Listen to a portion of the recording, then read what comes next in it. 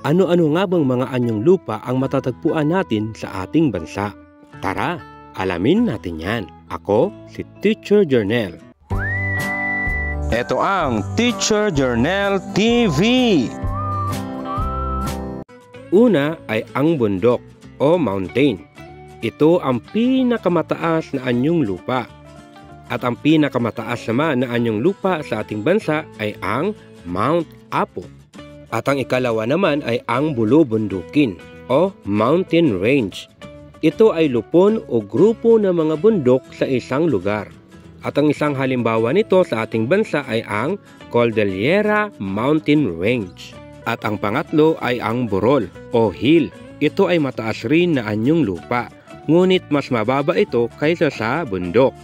At ang isang magandang halimbawa nito ay ang Chocolate Hills na matatagpuan sa Bohol. Pang-apat, lambak o valley. Ito ay patag na anyong lupa sa pagitan ng mga bundok. At ang isang magandang halimbawa nito ay ang Cagayan Valley. Pang-lima, bulkan o volcano. Ito ay mataas na anyong lupa tulad ng bundok.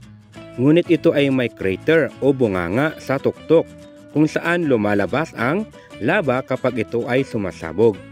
At ang magandang halimbawa nga nito ay ang Mount Mayon. Pang-anim, kapatagan o plain. Ito ay malawak, mababa at patag na anyong lupa.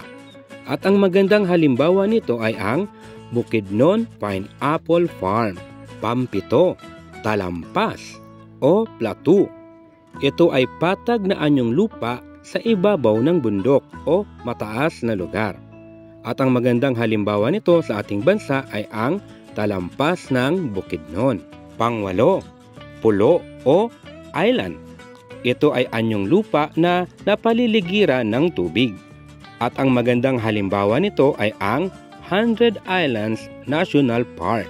Pangsyam, tangway o peninsula. Ito ay pahabang anyong lupa na halos naliligiran ng tubig. Ngunit ito ay nakakabit pa rin sa isang mas malaking anyong lupa. At ang magandang halimbawa nito ay ang Ladawan San Ildefonso Peninsula. Pang-sampu, tangos o headland. Ito ay katulad rin ng tangway, ngunit mas maliit lamang ito.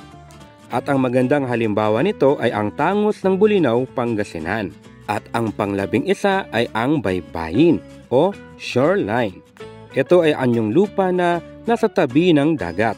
At ang isang magandang halimbawa nga nito ay ang Boracay Beach.